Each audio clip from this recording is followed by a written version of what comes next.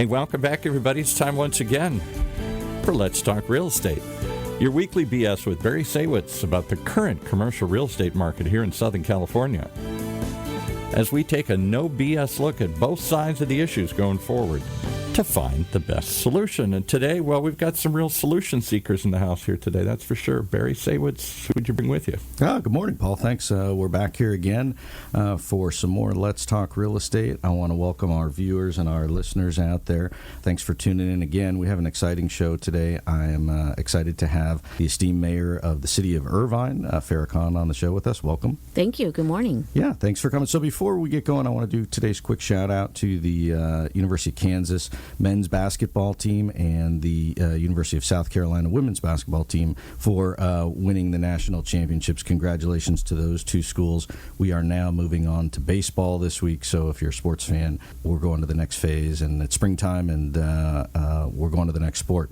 But to bring it back to real estate, I want to talk to you, Farrah, about the city of Irvine. Certainly, Irvine, one of the greatest stories, I think, in the entire country. And for you being a longtime resident here of Orange County, and myself as well, really seen a tremendous amount of growth and diversification in the city. And I want to get your perspective in terms of where Irvine was, and then we'll bring it to sort of where you are today and then where you're headed in the future. All right, sounds good. I want to rewind for a second because you've been here since the early 2000s. I moved here in 1989, and it used to be a stopping point for me driving from San Diego to L.A. I'd use the restroom and see the orange groves. And today, with the Spectrum and the Great Park and all the neighborhoods and everything else, it really is a very diverse and dynamic city. And unlike other cities in Orange County, you really have one of the highest growth from a master planning standpoint, really just a great success story. How do you attribute the city's success? I know early on much of it attributed to the Irvine Company, but so much more than that now, I think. Oh, yeah. Back in the day when the city first got started, we were one of the very few master planned communities, and have continued that way. And today what you're seeing is that master plan continuing to grow and expand throughout the city. And so when you have neighborhoods and areas that are designated for open space and parks and amenities for the community, that's something that people long for. That's what they're looking for right now. Yeah, and it's really when you look as a mother, a father, a family moving to the area, the schools, the parks, the open space really is probably the biggest draw. I mean, other than the beach. Yeah, that's the story you hear every time. Anytime you hear of a new family moving in, that's what they'll talk about. They'll talk about the schools, the parks, the safety of the city, the way that it's built out, the different types of homes that are available, and that's all what brings people here to Irvine. And really the residential aspect of the city, I mean, it continues to grow with new neighborhoods, new apartments, and other things. But I remember, I don't want to date myself, but I remember when there was only a handful of buildings in the Spectrum. Oh, yeah. And I started in commercial real estate, and they said, hey, why don't you go learn about all the buildings in the Spectrum and all the growth that's going on there? And I started in the morning, and I was done around lunchtime. And it just wasn't that much down there. And now I could kick myself for not buying property and doing more stuff there. But the diversification of the business in certainly Orange County as a whole, but in Irvine in particular, with really dynamic companies being located there, does the city really have to do anything to court them, or does it sort of sell itself? It's a little bit of both, right? So I meet with delegations from all over that want to come and see what we have to offer. The most recent one we had, I believe it's the Japan Times, came by and stopped at my office to talk about the city and really do like a piece on why Japanese companies should move to Irvine or move their headquarters or satellite offices to Irvine.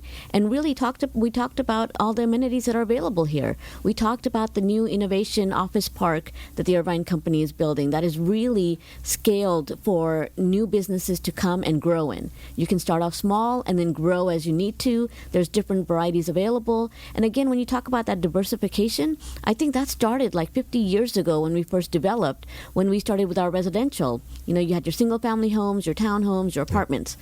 And you see that in the business side as well. You see the small business, you see the large businesses, the corporations, the headquarters, and really that's what people are looking for. Yeah, and I think that's really a selling point that the Irvine Company uses, and for the city as well, is that you can start here, you can stay here, you can grow here, and there's another place for you. You can get something bigger or different as you need it.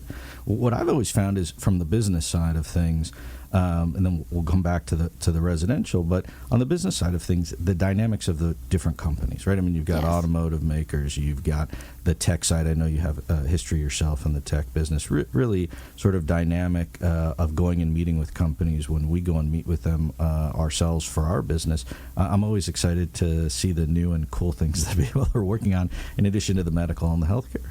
Oh, absolutely. I mean, medtech here, innovation companies, cybersecurity is big here, and now we've got our hospitals. So before, the city of Orange was always considered the medical hub. Right now, it looks like Irvine's going to be that medical hub. You've got Hoag, you've got Kaiser, both are expanding. UCI Medical Center is coming in, City of Hope is coming in, and that means a lot.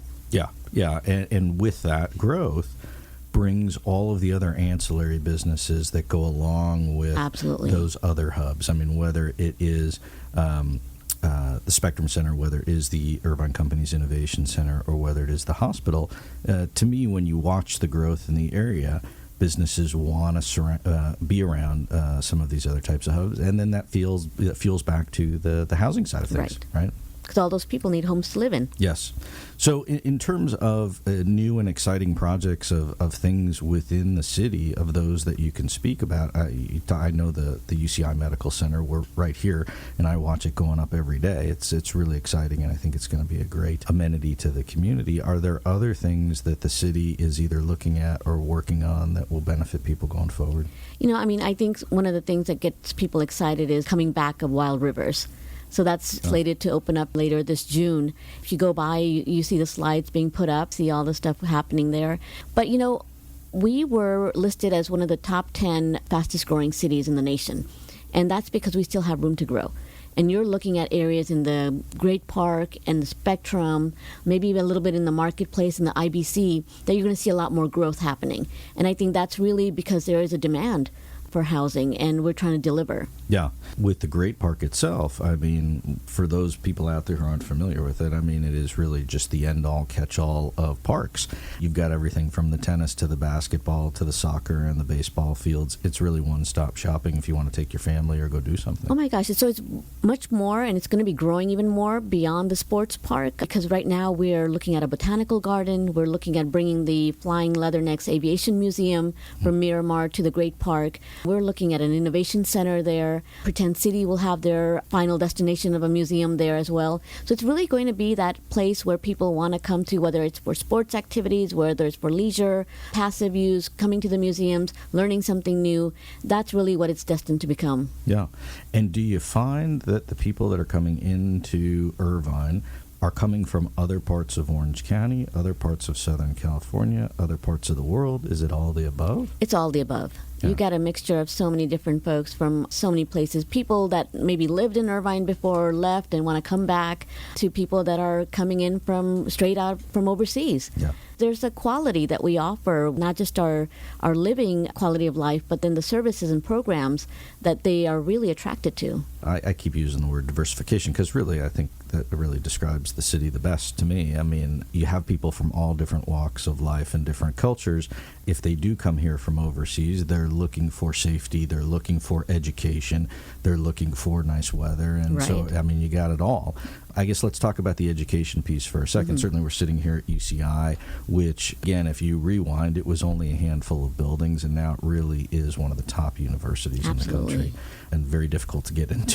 So, but also the schools within the city in terms of elementary and middle school and high schools, really top-notch in terms of how they're rated and the kind of services, whether it's sports or educational, that they deliver. Right. I mean, you know, you've got to give credit to our students because they are just excelling in any area that you put them in, whether it's the arts, whether it's technology, whether it's sports. They're out there doing their best. In terms of moving forward, the growth that the city has had, do you anticipate the same kind of growth or similar going forward? I mean, we've had COVID, things have slowed down, but I don't think so. I mean, I guess I'll ask the question. No, they really didn't slow down too much. I mean, you know, there was a little bit of a lull, but we're back on track and doing better than we were pre-pandemic. In the next few years, you're going to see a lot more when it comes to growth in housing and in commercial growth as well. And in terms of the housing side of things, I mean, I know Irvine Company continues to try and build wherever they can, and then you have now certainly 5 Points in the Great Park, and you have other developers with infill types of things. I don't see, I'm curious your perspective, any slowdown in the housing side of things purely because you still have this dynamic of very limited supply and lots of demand. Oh, absolutely. Not only that, but, we have state requirements we have to meet.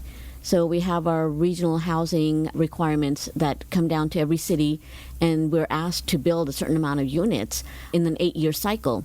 And for us, that number looks like 23,000 units, and that's a lot when you're looking at overall Orange County. I think we've got the biggest chunk, but I think that's because we have that room to grow and build in, and we're going to be developing those units within the next 8 years. And how does safety, I guess, play into the overall perspective of the city? I know Irvine, I don't know if it still is or not, what you would know, was always rated one of the top safest cities. I believe it's 17 years in a row now, the safest city in the nation. Yeah, crazy. So I'm going to expect that that's not going to change going forward, and that also is one of the draws. Yeah, that's one of our highest priorities, is making sure that, that our city is the safest and people are able to enjoy themselves. There's going to be no change there. Yeah, that's great. The other big thing that people ask is traffic, right? So, which is always a problem here in Southern California. Is it a problem, though? Well, it's a relative term, right? But I think, we've talked about it on other shows. It forces people between COVID and between traffic or construction or whatever you want to call it to want to work closer to where they live, to want to potentially work from home either part-time or some of the time. And I guess that gets back to the whole housing thing, right? If I'm going to be at home more, then I want a nicer place to live. I need a home office. I need more room. I need some kind of a yard or something. And I think we're going to see a lot more of that. As developers start designing the next batch of homes, I don't see why they wouldn't want to add in an office space. I think that's going to be a necessity moving forward. Yeah, and the folks we've had on the show have talked about whether it's environmentally sound, whether it's solar, whether it's a common living space. I think those are all things going forward that people want to have. And so then I think that adds to the potential growth of the city, because people want to locate near where they live. And a lot of times the executives of the company don't really want to drive, so they say, hey, if I live in Irvine, I want my office pretty close. And Irvine, to me, is really the business hub of Orange County. While I guess years ago it was maybe Santa Ana and Anaheim, and while those are still business hubs for those areas of the county, really, if you come down to the airport area south, it's Irvine. It is, and then we're seeing a lot more when it comes to larger corporations, larger businesses wanting to shift their headquarters to Irvine. Most recently, last year, we had Bandai Namco close their offices, I think it's Santa Clara and El Segundo, and combine them in Irvine. And the ones that were in Santa Clara, when they announced this and said that they were moving to Irvine, 33% of their workforce were ready to move to Irvine. I'm sure. So a little warmer, probably a little cheaper. Exactly. You know that there is a demand, and it's going to continue to happen. Yeah. And so from a master planning standpoint, I think Irvine has done one of the best jobs in terms of, because you have the land, so you're starting from scratch, right? So if you get to draw a picture on a piece of paper that's blank, I can make the roads wider, I can add in landscaping, I can make them pretty, as opposed to if you're in Los Angeles and you're just making do with what you got. Exactly. And so are those kinds of things in terms of the growth also in the master planning when you look to have, whether it's a developer build or whether it's the city's master plan? Absolutely. Like, our major arterials are already in place. And so all we have to work with are the neighborhood streets and in the streets leading into those neighborhoods, and making sure that they're comparable to the rest of the villages that we have throughout the city. And so really it's bringing that larger amount of traffic and kind of dwindling it down as you get closer to your home, so that you're experiencing that rush to more of a quiet side of your neighborhood entering into your home. So you kind of just relaxes you as you're entering anyway. I think that continues throughout the city. Yeah, and if you don't have to get on the freeway and you can take side streets, then that's even better. That's even better, yeah. For sure. As far as the city's perspective as a whole, I know you're only one person, but we've talked to other cities about their perspective of pro-growth and pro-business.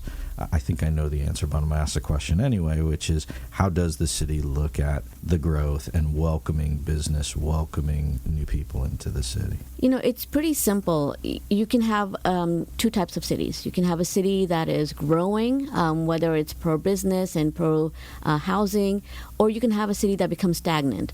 So anytime that you are experiencing the safety, the programs, the services that you enjoy, in order to keep those continuing as we're growing, you need that robust, commercial and residential growth. If you don't have that, then you become a stagnant city, and then pretty soon you'll see those same programs and services start to decline. Yeah. And that's what we don't want to see here. To me, it's really the business of running a city is a business. Exactly. I think you have to look at it that way. I know some other cities don't, and they want it to stay as a bedroom community.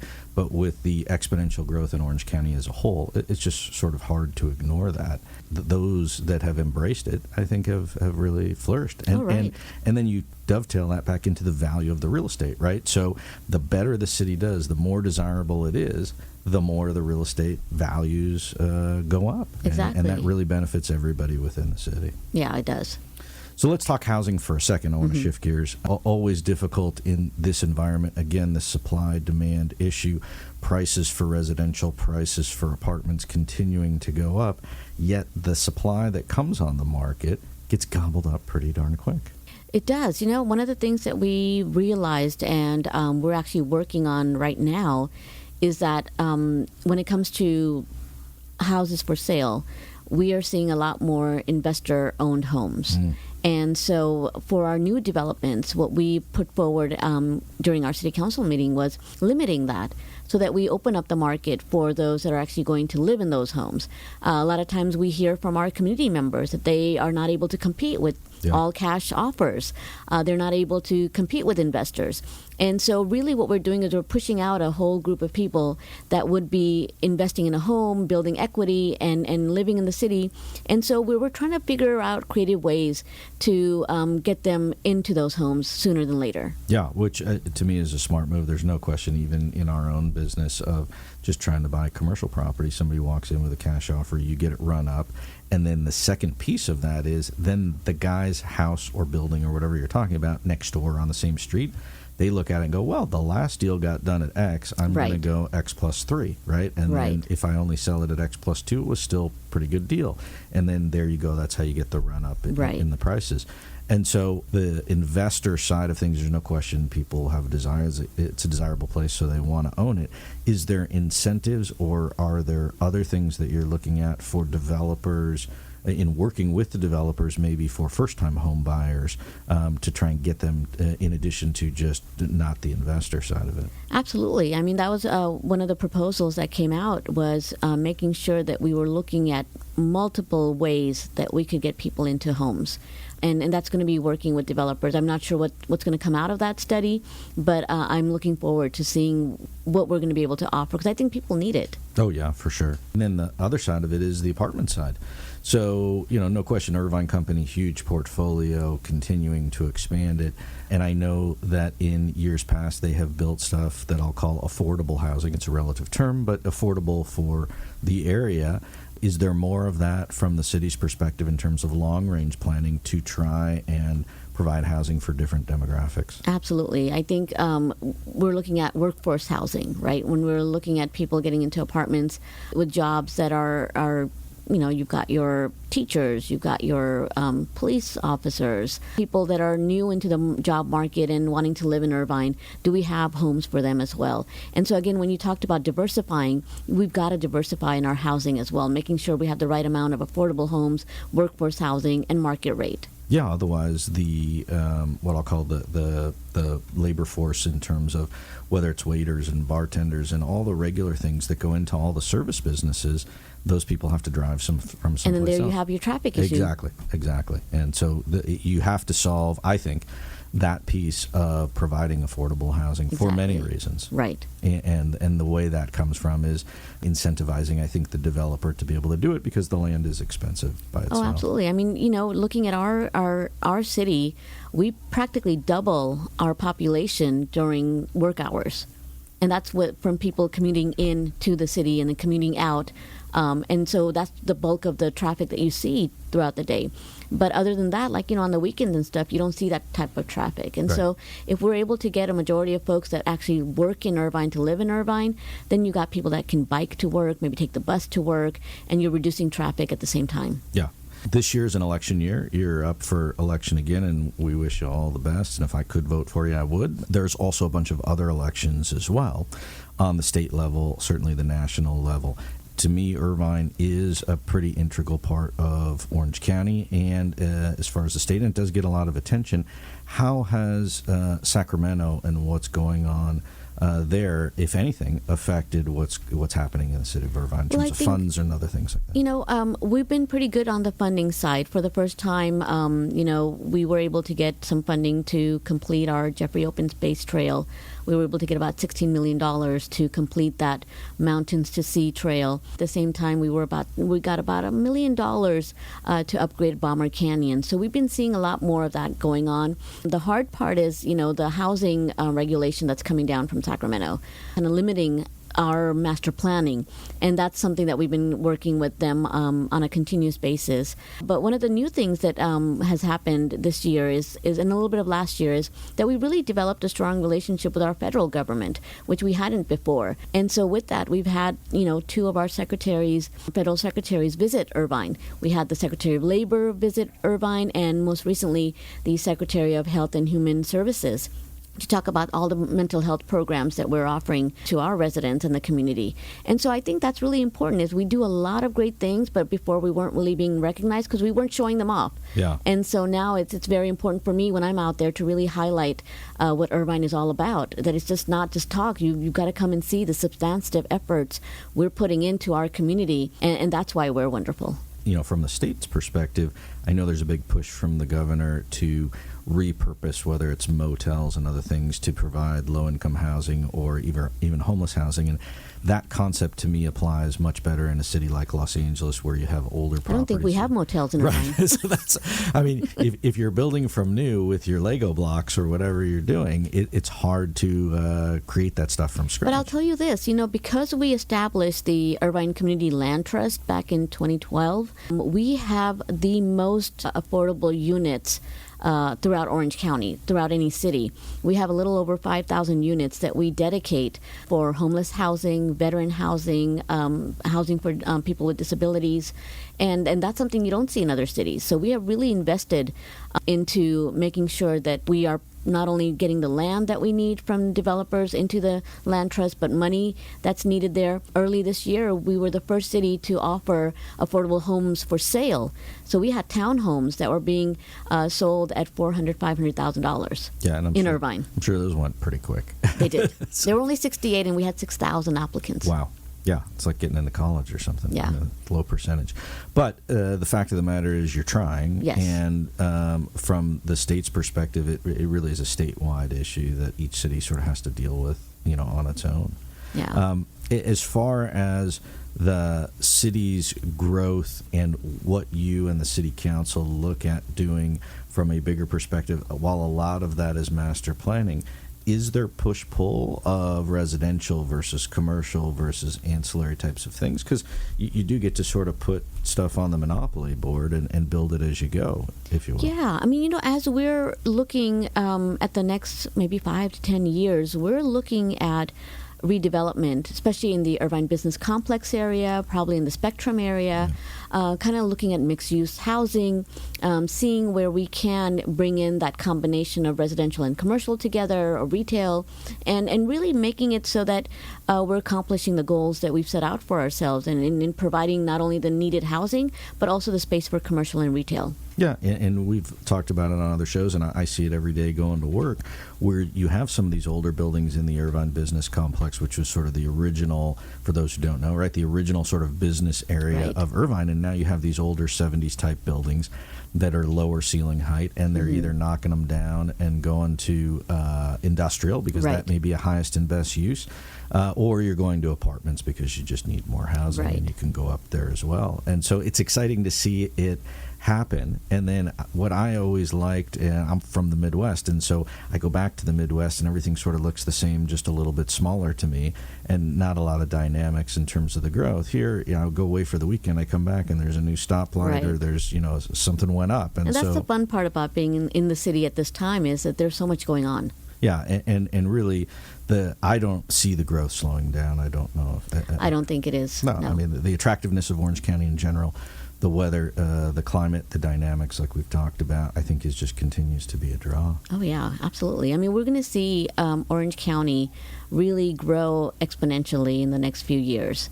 And I think that's going to be, the blunt of it might be in Irvine, because we're still continuously building and growing. Yeah, and I think the continued success that Irvine has, it also benefits the surrounding cities and certainly the rest of South Orange County, because if I work in Irvine, if my business is located in Irvine and I can't find a place to live in Irvine, then maybe I got to go a little bit further out. Right. Actually, it all comes together. It's you do what you can within your city, but then you have partners in other cities as well, so it benefits everyone. So we just have a couple of minutes left. I guess one question I wanted to ask you was, so what keeps you up at night? And what is something that our viewers and listeners should look for the rest of 2022? Wow, what keeps me up at night? I go to bed pretty sound and happy. all is good, right? So all is good. There's a lot going on in the city. There's a lot of movement and momentum, and I think it's all going to be good. I think, there's some growing pains that people are feeling right now, but at the same time, they'll realize that, at the end of the day, this growth is needed and it's beneficial for the city. In the future, I think we're going to see Irvine become that innovation hub of Southern California. Yeah. The way we're attracting new startups and the way we're attracting new businesses, I think this is really where people want to be. And even the building we're sitting in, which is a hub and the Beal Applied Innovation Center, right, yeah. to attract innovation. Exactly. So I think that will fuel the growth going forward. Definitely. Well, I think it's on the up and up for Irvine continued. I mean, I wish you and the city all continued success going forward, and best of luck in the upcoming election, and we'll hope to see you around and guiding the train for a few more years. I think that'd be great. For all of us here at OC Talk Radio, and for myself, I want to thank Paul and his whole crew. I want to thank our producer, Sophia. I want to thank all of our listeners and viewers out there for continuing to tune in. I am Barry Saywitz, president of the Saywitz Company and managing partner of Barry Saywitz Properties. And what I've learned in my 30-plus years of doing this is you need to look at both sides of the equation so that you can come up with the best solutions. Hopefully, everyone has learned a little bit about the city of Irvine today, and I appreciate you, Mayor Khan, sharing your thoughts and insights. Thank you. It's a pleasure to have you. And we will see you next week here on Let's Talk Real Estate.